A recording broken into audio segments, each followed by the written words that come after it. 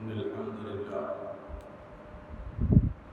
نحمده ونستعينه ونستغفره ونعوذ بالله من شرور أنفسنا ومن سيئات أعمالنا من يهده الله فلا مضل له ومن يضلل فلا هادي له وأشهد أن لا إله إلا الله وحده لا شريك له وأشهد أن محمدا عبده ورسوله يا أيها الذين آمنوا اتقوا الله حق تقاته ولا تموتن إلا وأنتم مسلمون يا أيها الناس اعبدوا ربكم الذي خلقكم من نفس واحدة وخلق منها زوجها وبث منهما رجالا كثيرا ونساء واتقوا الله الذي تساءلون به والأرحام إن الله كان عليكم رقيبا يا أيها الذين آمنوا اتقوا الله وقولوا قولا سديدا يصلح لكم أعمالكم ويغفر لكم ذنوبكم ومن يطع الله ورسوله فقد فاز فوزا عظيما أما بعد فإن أصدق الحديث كتاب الله وأحسن الهدي هدي محمد صلى الله عليه وسلم وشر الأمور محدثاتها وكل محدثة بدعة وكل بدعة ضلالة وكل ضلالة في النار. இந்த உலகத்தை படைத்து பரிபாலிக்கின்ற ஏகநாயன் வல்லவன் நல்லவன் தனித்தவன் தன்னிகரற்ற அந்த வல்ல ரப்புல் ஆலமீன் அல்லாஹ்வுக்கு அனைத்து புகழும் அல்ஹம்துலில்லாஹ். உண்மையாக வணங்கப்படுவதற்கு அந்த ரப்புல் ஆலமீனை தவிர இந்த உலகத்திலே வேறொரு கடவுள் இல்லை என்று நான் சாட்சி சொல்கிறேன். இறுதியாக இமைக்கெல்லாம் நேர் வழிகாட்ட வந்த பெருமானார் ஸல்லல்லாஹு அலைஹி வஸல்லம் அவர்கள் மீதிலும் அவர்களின் வாழ்க்கை வழிமுறைகளை பின்பற்றி வாழ்ந்த உத்தம சஹாபாக்கள் நல்லடியார்கள் மூமின்கள் முஸ்லிம்கள் அனைவர் மீதிலும் அல்லாஹ்வின் சாந்தியும் கருணையும் உண்டாவதாக வேண்டியதன் பின்னால் புனிதமான ஜும்மாவுடைய கடமையை நிறைவேற்ற வந்திருக்கின்றவர்கள் அல்லாஹ்வின் நல்லடியார்களே இறைநேசர்களே, எம்மை படைத்த நாயன் ரப்புல் ஆலமீன் எம்மை வெறுமனே விட்டு விடாது எம்முடைய நேர்வழிக்கு என்று எங்கள் கண்மணி ஸல்லல்லாஹு அலைஹி வஸல்லம் அவர்களை நபியாக தூதராக அனுப்பி அந்த நபியின் மூலமாக என்னென்ன கட்டளைகள் நாம் விடப்பட்டிருக்கிறோமோ அந்த கட்டளைகளை முடிந்த அளவு எடுத்து நடக்குமாறும் எவைகளை செய்யக்கூடாது என்று வல்ல ரப்புல் ஆலமீன் அந்த நபியின் மூலமாக தடை விதித்திருக்கிறானோ அவைகள் அனைத்தையும் எம்முடைய வாழ்க்கையை விட்டும் தூக்கி எறியுமாறும் முதலில் எனக்கும் அப்பால் உங்களுக்கும் நற்கட்டளை பிறப்பிக்கிறேன், உபதேசம் செய்கிறேன். மேலான நன்மை சகோதரர்களே, இறைநேசர்களே, ஒருவனுடைய கட்டளையை நாம் எடுத்து செயல்பட வேண்டுமாக இருந்தால் கட்டளை இடுகின்றவனை பற்றி நாம் விளங்கியிருக்க வேண்டும். எம்முடைய தாய் எம்மை அழைக்கின்ற பொழுது அந்த தாயுடைய அழைப்புக்கு நாம் உடனடியாக செவிமடுக்கிறோம். எம்முடைய தந்தை, எம்முடைய ஊர் பெரியவர், நாட்டின் தலைவர், பொறுப்புதாரிகள் என்று ஒவ்வொருவருடைய அந்த அழைப்புதலுக்கும் நாம் செவிசாய்க்கின்ற விதத்தை கொஞ்சம் யோசித்து பார்க்க வேண்டிய கட்டம் இதுவாக இருக்கிறது. எம்மை படைத்த வல்ல ரப்புல் ஆலமீன் அவன் எம்மை ஒரு நாளைக்கு குறைந்தது 5 தடவைகள் எம்மை அழைத்துக் கொண்டிருக்கிறான். அந்த 5 தடவைகளிலும் 15 முறைகள் வெற்றியை நோக்கி விரைந்து வாருங்கள் என்று நாம் முஅத்தின் அழைத்தாலும் அங்கு முஅத்தின் அழைக்கவில்லை. விளங்கிக் கொள்ளுங்கள், அங்கே பாங்கு சொல்லப்படுகிறது, அதான் ஒலிக்கப்படுகிறது என்றால் அதன் விளக்கம் அல்லாஹ் எம்மை அழைக்கிறான். அல்லாஹ் எம்மை அழைக்கிறான். ஹய்யாலஸ் ஸலாஹ், ஹய்யாலல் ஃபலாஹ். ஹய்யாலல் ஃபலாஹ் என்றால் என்ன அர்த்தம் சகோதரர்களே? ஹை என்றால் உயிருக்கு சொல்வார்கள். ஹய்யா விரைந்து வாருங்கள், அல்லாஹ்வை நோக்கி வாருங்கள். உங்களுடைய உலகத்தில் இருக்கின்ற அனைத்து தேவைகளையும் விட்டு வாருங்கள். நீங்கள் வெற்றியை நோக்கி விரைந்து வாருங்கள் என்ற அந்த வார்த்தை அழைக்கப்படுவதற்கு முன்பே அல்லாஹு அக்பர், அல்லாஹ் மிக பெரியவன், இந்த உலகத்திலே எந்த ஒன்றும் பெரியது கிடையாது. நாம் வேலை செய்து கொண்டிருக்கிறோம், தொழில் செய்து கொண்டிருக்கிறோம், கடையிலே இருக்கிறோம், என்னென்ன தேவைகளில் நாம் ஈடுபட்டுக் கொண்டிருக்கிறோமோ அனைத்து தேவைகளையும் விடவும் அல்லாஹ் மிக பெரியவன் என்ற வார்த்தை ஒழித்ததற்கு பின்னால் நீங்கள் வெற்றியை நோக்கி விரைந்து வாருங்கள். மேலாண்மை சகோதரர்களே, எங்கே வெற்றி இருக்கிறது என்று யோசிக்கலாம். தொழுதால் எங்கே வெற்றி இருக்கிறது? தொலைச்செல்கிறோம் தானே. இவர்கள் தொலைச்செல்கிறார் என்று தொழாதவர்கள் பார்த்து எங்கே வெற்றி இருக்கிறது என்று யோசிக்கிறீர்களா? நபி ஸல்லல்லாஹு அலைஹி வஸல்லம் அவர்கள் சொன்னார்கள், எந்த ஒரு மனிதன் வீட்டிலே ஒளி செய்து கொண்டு அவன் பள்ளியை நோக்கி ஒரு எட்டு எடுத்து வைக்கிறானோ அவனுக்கு ஒரு அந்தஸ்து உயர்த்தப்படுகிறது, ஒரு பாவம் மன்னிக்கப்படுகிறது. அதான் தான் சலபுகள் பெரியவர்கள் பள்ளியை கொஞ்சம் தூரமாக, பள்ளியை விட்டு வீட்டை தூரமாக வைத்துக் கொண்டார்கள். நான் வைக்கின்ற கட்டில் எனக்கு நன்மை கிடைக்கும், எனக்கு அந்தஸ்துக்கள் இந்த உயர்த்திலும் உலகத்திலும் உயர்த்தப்படும், நாளை மறுமையிலும் அல்லாஹ் சுவர்க்கத்திலே உயர்த்துவான் என்ற நோக்கத்தோடு வீடுகளை தூரத்தில் அமைத்தார்கள். இது வெற்றியா இல்லையா சகோதரர்களே? அந்தஸ்து உயர்த்தப்படுகிறது, பாவம் மன்னிக்கப்படுகிறது. மேலாண்மை சகோதரர்களே, ஆகவே சிலர் யோசிக்கலாம், தொழுதால் மறுமையிலே தானே கூலி கிடைக்கும், உலகத்திலே என்ன கிடைக்க போகிறது, உலகத்திலே என்ன கிடைக்க போகிறது என்று சிலர் கேட்கலாம்.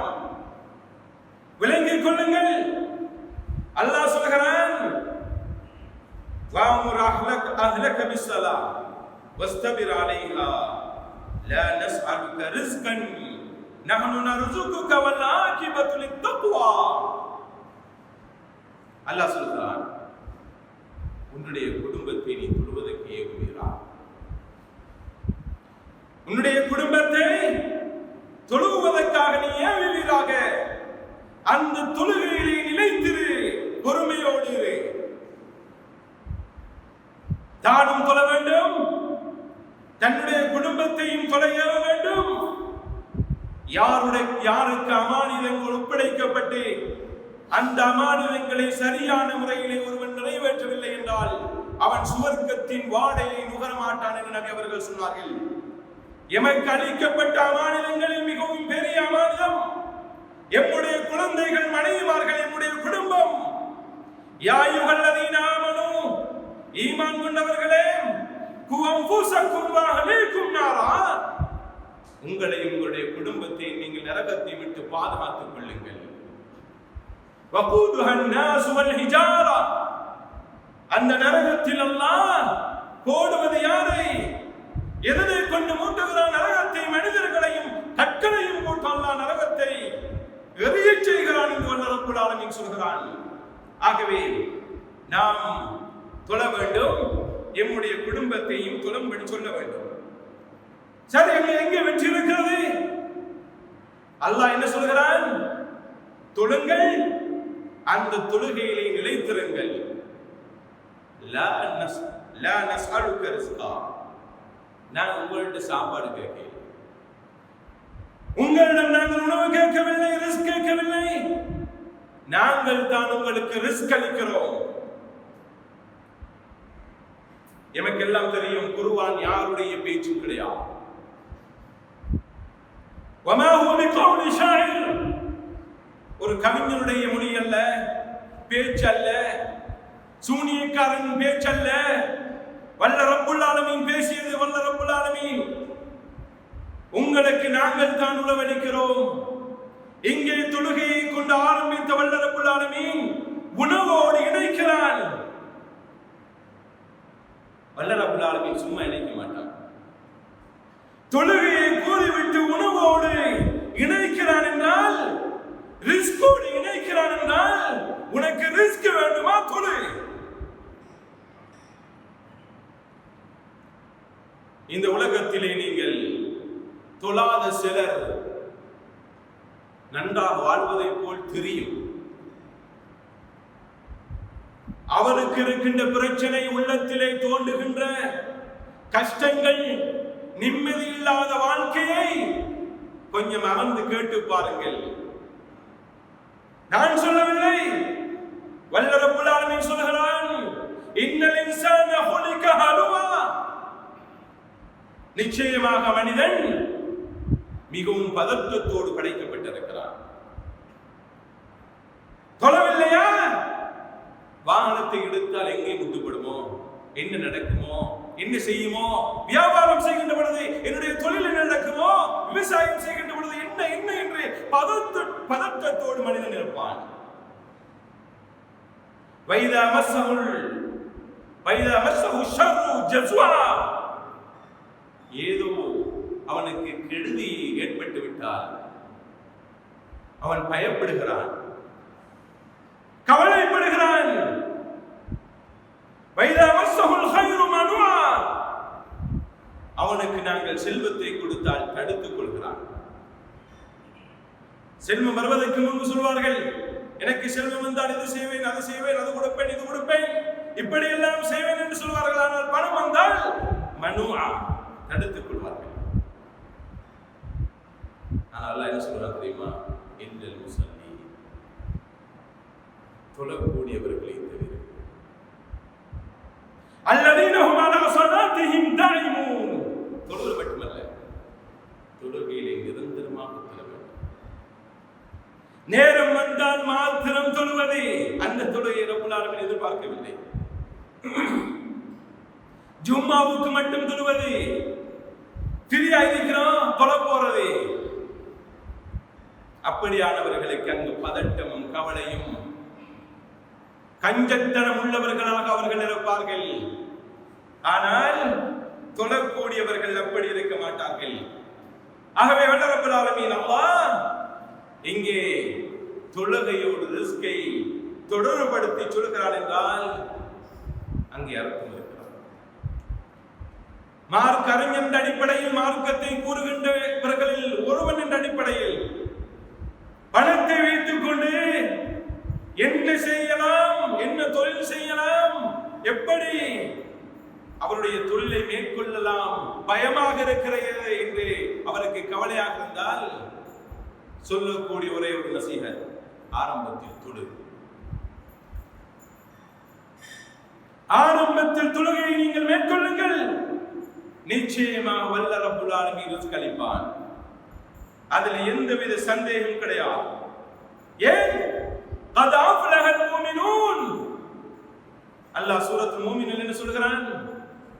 மூமின்கள் வெற்றி பெற்று விட்டார்கள். மூமின்கள் வெற்றி பெற்று விட்டார்கள். அல்லதீன ஹும் ஃபீ ஸலாத்திஹிம் காஷிஊன். அவர்கள் அவருடைய தொழுகையிலே இறையச்சத்தோடு பயத்தோடு பேரிடராக அவர்கள் தொழுவார்கள். மேலான நன்மை சகோதரர்களே, தொழுகையிலே பேணுதல் தேவை, பக்குவம் தேவை. நான் தொழுகின்ற பொழுது யாரோடு பேசுகிறேன்? மேலான நன்மை சகோதரர்களே, அனைவருக்கும் தெரியும், வல்ல ரப்புல் ஆலமீன் அழைத்திருக்கிறான். நபி அவர்கள் சொன்னார்கள், ஒரு அடியான் அல்லாஹ்விடத்திலே மிகவும் நெருக்கமாக இருக்கக்கூடிய நேரம் தொழுகையாக இருக்கிறது. நீங்கள் சுஜூதிலே அல்லாஹ்விடம் அதிகமாக கேளுங்கள். நாம் தொழுகிறோம் என்றால் அல்லாஹ்வோடு பேசுகிறோம், அல்லாஹ்வோடு பேசுகிறோம். அல்ஹம்துலில்லாஹி ரப்பில் ஆலமீன் அர் ரஹ்மானிர் ரஹீம் மாலிகி யௌமித்தீன் என்றெல்லாம் சொல்லுகின்ற பொழுது வல்ல ரப்புல் ஆலமீன் சொல்கிறான், என்னுடைய அடியான் என்னை புகழ்ந்து விட்டான், துதித்து விட்டான், என்னை கண்ணியப்படுத்தி விட்டான். இய்யாக நஅபுது வ இய்யாக நஸ்தஈன் என்று சொல்லுகின்ற பொழுது இது என்னுடைய அடியானுக்குரியது. அடியான் கேட்கின்றவைகளை நான் கொடுக்கிறேன். மேலான நன்மை சகோதரர்களே, எமக்கெல்லாம் தெரிந்த சம்பவம், சாரா அலைஹிஸ்ஸலாம், இப்ராஹிம் அலைஹிஸ்ஸலாம் அவருடைய மனைவி, தனக்கு ஒரு சோதனை வரப்போகிறது, ஒருவனுடைய கெடுபிடிக்குள் அகப்படப் போகிறோம் என்று அவர்களுக்கு தெரிந்தவுடன் என்ன செய்தார்கள்? ஒளி செய்து விட்டு தொழுதார்கள். ஜுரைஜ் சம்பவம் அனைவருக்கும் தெரியும். கையில் பேசிய குழந்தையின் சம்பவங்களில் 3 குழந்தைகள், ஒரு குழந்தை. ஜுரைஜ் என்பவரை ஒரு பெண்ணோடு தொடர்புபடுத்தி இட்டு கட்டினார்கள். கொஞ்சம் இருங்கள், நான் அல்லாஹ்வோடு பேசிவிட்டு வருகிறேன் என்று 2 ரக்காத் தொழுது விட்டு அல்லாஹ்விடத்திலே கையேந்தினார்கள். எமக்கு என்னென்ன தேவைகள் வேண்டுமோ சகோதரர்களே, அனைத்து தேவைகளையும் தொழுகையின் மூலமாக நாம் பெற்றுக்கொள்ள முடியும். ஆனால் அதனை நாம் புரியாதவர்களாக இருக்கிறோம். ஒரு நாளைக்கு குறைந்ததை காமத்தோடு சேர்ந்து 15 தடவைகள் வெற்றியை நோக்கி விரைந்து வாருங்கள், வெற்றியை நோக்கி விரைந்து வாருங்கள் என்று சொல்லப்படுகிறது. ஆனால் கேட்டாலும் கேட்காதவர்களை போன்றிருக்கிறோம். முஅத்தின் அழைப்பதை போல் நினைத்துக் கொள்ளாதீர்கள். எம்முடைய வல்ல ரப்புல் ஆலமீன் அழைத்துக் கொண்டிருக்கிறார். எம்முடைய ரப்புல் ஆலமீன் அழைக்கின்ற பொழுது என்ன வேலைகள் இந்த உலகத்தில் பெரிதிருக்கிறது? என்ன பெரிதிருக்கிறது? எங்கேயாவது பணம் பகரப் போகிறார்கள், நிச்சயமாக அனைவராலும் ஊர்ஜிதம் செய்த ஒரு இடம் என்று வைத்துக் கொள்ளுங்கள். என்ன செய்வோம்? வைத்து பாப்போம், நம்மளுக்கு என்ன கிடைக்குமே என்று யோசிப்போம். சுவரா கொடுக்கிற ஒரு இடம், சுவராக என்று நம்புகிறோம். நாம் அனைவரும் மரணிக்க போகிறோம் என்று அனைவருக்கும் தெரியுமா இல்லையா? எங்களுடைய வாப்பாவின் வாப்பா எங்க? எங்களுடைய சகோதரர்கள் எங்கே?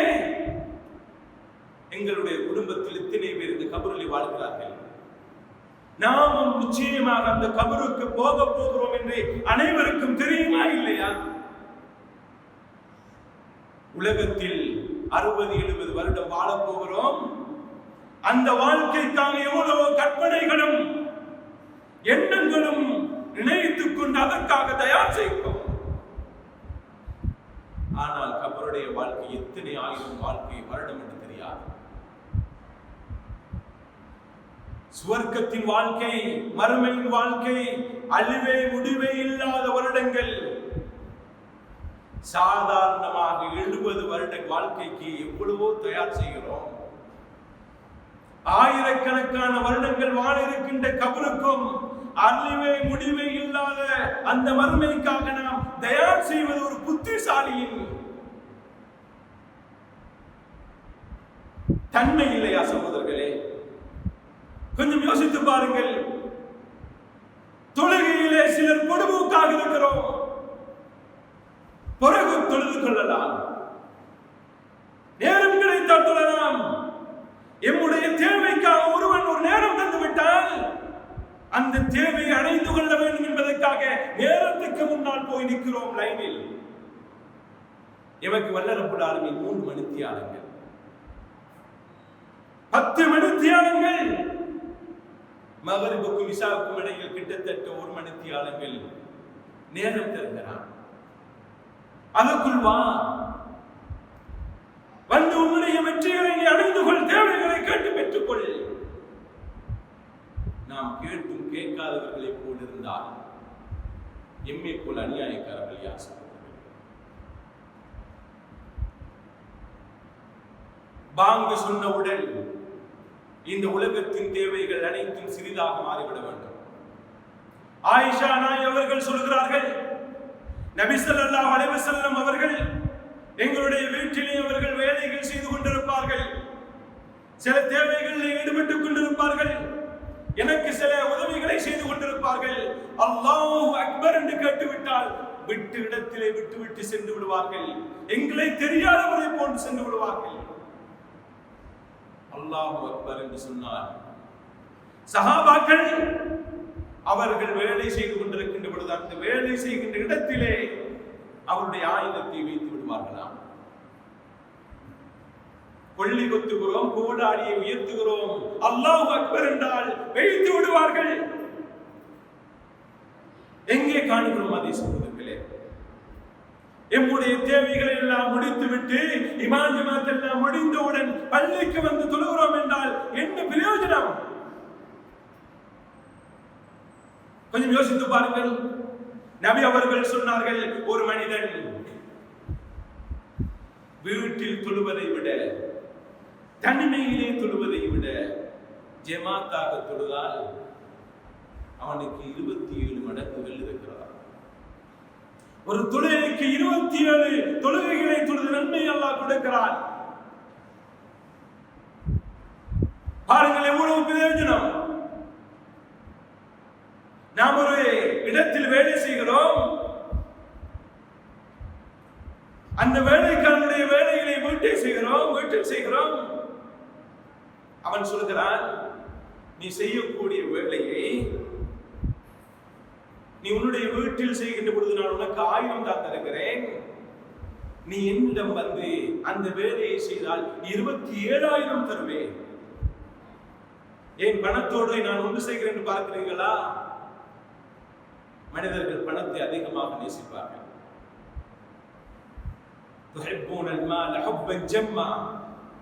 அதனால் அதனை இணைத்து காட்டுகிறேன். அதே வேலையை தான் செய்கிறோம், ஆனால் வீட்டில் செய்வதை விட இமாம் ஜமாத்தோடு நாம் அந்த வேலையை செய்கின்ற பொழுது 27 மடங்கு. கொஞ்சம் யோசித்து பாருங்கள் சகோதரர்களே. ஆகவே இந்த தொழுகையிலே தான் வெற்றி இருக்கிறது, வேறு எதிலும் கிடையாது. ஆகவே இந்த தொழுகையின் பெருமதியை விளங்கி நம்முடைய வல்ல ரப்பல் ஆலமீன் ஏவிய முறைப்படி தொழுவதற்கு நாம் கற்றுக்கொள்ள வேண்டும். மேலான கண்ணியமானவர்களே, தொழுகையுடைய சிறப்புகள், தொழுகையை பற்றி எவ்வளவோ நீங்கள் பேச்சுக்களை கேட்டிருப்பீர்கள். ஆனால் மூமின்களுக்கு அது பிரயோஜனம் அளிக்கும் சகோதரர்களே. நபி அவர்கள் சொன்னார்கள், யார் அதான் ஒலிக்கின்ற அந்த அதானின் பெருமதியையும் முன்சப்பின் பெருமதியையும் யார் விளங்கிக் கொள்கிறார்களோ தவண்டு வருவார்கள். எப்படி வருவார்கள்? தவண்டு வருவார்கள். சஹாபாக்களில் சிலர், தாபீன்களில் சிலர் பக்கவியாதி கொண்டவர்களாக இருந்தார்கள். தவண்டு வருவார்கள். அவர்களை சந்திக்கின்றவர்கள் சொல்வார்கள், ஏன் எதற்காக பள்ளிக்கு வருகிறீர்கள்? உங்களுக்கு தானே அல்லாஹ் அனுமதித்திருக்கிறான், வீட்டிலே தொழ முடியுமே, நீங்கள் வீட்டில் தொழலாமே. நபி அவர்கள் எப்படி அல்லவா சொல்லி இருக்கிறார்கள். முதல் சப்பின் பெருமதியை தெரிந்தவன் தவண்டாவது வருவான் என்று சொல்லியிருக்கிறார்களே. என்னருமை சகோதரர்களே, அனைவருக்கும் தெரிந்த ஹதீஸ், கண் பார்வை இல்லாத ஒரு மனிதர் நபியிடம் வந்து அனுமதி கேட்கிறார், யா ரசூலல்லாஹ், வீட்டிலே தொழுவதற்கு அனுமதி தாருங்கள். நபி அவர்கள் கேட்டார்கள், அதான் நினைக்கிறதா? அதான் நினைப்பது உனக்கு கேட்கிறதா? ஆம் யா ரசூலல்லாஹ். அப்படி என்றால் உனக்கு அனுமதி இல்லை என்கிறார். ஆகவே அனுமதி கொடுக்கப்படாதவர்கள், பள்ளிக்கு வர தேவையில்லாதவர்கள் உண்டு. பெண்களாக இருக்க வேண்டும், அல்லது நோயாளியாக இருக்க வேண்டும், அல்லது பிரயாணியாக இருக்க வேண்டும், அல்லது மழையாக இருந்தால் அதுக்கு சில அனுமதி இருக்கிறார். மற்றவர்கள் பள்ளிக்கு வந்து தொழுவது அல்லாஹ்வின் கட்டளை. அதான் சொல்வது வீணுக்காக சொல்வது கிடையாது. எம்முடைய வெற்றியை நோக்கி நாம் வருவதற்காக, எம்முடைய வெற்றிகளை அடைந்து கொள்வதற்காக, இஸ்தஈனு பிஸ்ஸப்ரி வஸ்ஸலா, தொழுகையை கொண்டு நீங்கள் உதவி தேடுங்கள். அல்லாஹ்விடத்திலே உதவி தேடுவதற்கு உங்களுக்கு ஆயுதம் பொறுமையும் தொழுகையும். மேலாண்மை சகோதரர்களை, நாளை மறுமை நாளில் நபியை சந்திப்போம், நிச்சயமாக சந்திப்போம். அங்கே அவருடைய உம்மத்தை அவர்கள் எப்படி அறிந்து கொள்வார்கள்? ஒருவன் முஹஜ்ஜலீன், அவருடைய உம்மத்துக்கு கொடுக்கப்பட்ட விசேஷத்தன்மை முகமும் கையும் காலும் வெண்மையாக இருக்கும். அந்த நாளை மறுமையில் நபியுடைய உம்மத்துக்கள் இருக்கின்ற பொழுது அங்கே வெண்மை இல்லாமல் இருந்தால் நபியுடைய மணிக்கு முன்னால் எப்படி நிற்க போகிறோம்? மரணித்ததன் பின்பு எங்களுடைய தந்தை ஒரு வசியத்து செய்கிறார், ஒரு சகோதரர் ஒரு வசியத்து செய்கிறார். இதை நீ நிறைவேற்றி விடு. நிறைவேற்றி விடாமல் நாம் மரணித்து விட்டோம், அவரை நாளை மறுமையிலே சந்திக்கிறோம் என்று வைத்துக் கொள்ளுங்கள். எப்படி சந்திக்க முடியும்? எப்படி வெட்கமாக இருக்கும்? ஆகவே நர்மை சகோதரர்களே, இந்த உலகத்திலே அல்லாஹ்வுக்கு சிரம்பணிவதற்காக அழைக்கப்பட்டும் யார் சிரம்பணியவில்லையோ, அதில் நிலைத்திருக்கவில்லையோ, அவர்கள் நாளை மறுமை நாளில் பெரும் இழிவில் இருப்பார்கள். யௌம யுக்ஷஃபு அன் சாகின் வ யுதஊன் இலா சுஜூதி ஃபலா யஸ்ததியூ. நாளை மறுமை நாளில் அல்லாஹ்வை காணுகின்ற பொழுது அல்லாஹ் சொல்லுவான், அவனுக்கு சிரம்பணியும்படி சுஜூது செய்யும்படி அங்கே அல்லாஹ் கட்டளை பிறப்பிப்பான். இந்த உலகத்திலே யார் சுஜூது செய்து கொண்டிருந்தார்களோ, பேணி பாதுகாத்து இந்த தொழுகையை தொழுதார்களோ, அவர்கள் அங்கே சிரம்பணிவார்கள். خاشعة أبصارهم ترهقهم ذلة وقد كانوا يدعون إلى السجود وهم سالمون. இந்த உலகத்தில் இருக்கின்ற பொழுது அவர்களுக்கு உடலிலே நல்ல ஆரோக்கியமும் தைரியமும் இருந்தது, நேரம் இருந்தது. ஆனால் அழைக்கப்படுகின்ற பொழுது தொழவில்லை. ஆகவே அவர்கள் சுஜூது செய்ய முடியாமல் கம்பை பூண்டிருப்பார்கள். என்னர்மே சகோதரர்களே, ஆகவே இந்த உலகத்தில் நமக்கு வெற்றி கிடைக்க வேண்டுமாக இருந்தால், நிம்மதியான வாழ்க்கை கிடைக்க வேண்டுமாக இருந்தால், நாளை மறுமையில் நிம்மதியாக நாம் நம்முடைய அமல்கள் எல்லாம் ஏற்றுக்கொள்ளப்பட வேண்டுமாக இருந்தால், நம்முடைய தொழுகையை சரியாக தொழ வேண்டும். ஏனென்றால் நாளை மறுமையிலே அல்லாஹ் கேட்கின்ற கேள்வியில் முதலாவது கேள்வி தொழுகை. அந்த தொழுகை சீராக இருந்தால் அனைத்தும் சீராகிவிடும். தொழுகை பாலடைந்திருந்தால் அல்லாஹ் வேறு எந்த நன்மையும் ஏற்றுக்கொள்ள மாட்டான். எந்த நன்மையும் ஏற்றுக்கொள்ளப்படாதவர்கள் யார்? காபிர்கள், முஷ்ரிக்குகள். ஆகவே யார் தொழவில்லையோ அவனுக்கு இஸ்லாத்தில் பங்கு கிடையாது. முஸ்லிமுக்கும் காபிருக்கும் இடையுள்ள வித்தியாசம் தொழுகை. அவன் தொழாவிட்டால் அவனுக்கும் இஸ்லாத்துக்கும் எந்தவித தொடர்பும் இல்லை. ஆகவே நன்மை சகோதரர்களே, எம்முடைய தொழுகையை வல்லரப்புல் ஆலமீன் எதிர்பார்த்த முறைப்படி எம்முடைய தொழுகையை நாம் தொழுது அல்லாஹ்விடத்திலே வெற்றியை பெற்றுக்கொள்ளக்கூடிய சமூகமாக மாற வேண்டும். ஹய்யா அலஸ் ஸலா என்று முஅத்தின் அழைக்கிறார் என்றால் அங்கே அல்லாஹ் அழைத்துக் கொண்டிருக்கிறான். ஆகவே வல்லரப்புல் ஆலமீன் அல்லாஹ்வுடைய அந்த அழைப்பை பெரிதாக நினைத்து இந்த உலகத்திலே அல்லாஹ் தான் மிகப்பெரியவன் என்ற எண்ணத்தை கொண்டு வந்து எம்முடைய தொழுகையிலே பள்ளிகளிலே தொழுது நம்முடைய குடும்பத்தையும் தொழுகையின் பால் ஏவி அதில் நிலைத்திருக்கக்கூடிய சமூகமாக எல்லாம் அல்லாஹ் எம்மனைவரையும் அளிப்பானாக. எவைகளை பேசினோம் அவைகள் சரியாக இருந்தால் அது அல்லாஹ்விடத்திலிருந்து வந்ததாகும். ஏதாவது பிழை இருந்தால் அது மூலமாக எனக்கு சாட்டப்பட்ட ஷைத்தான் மூலமாக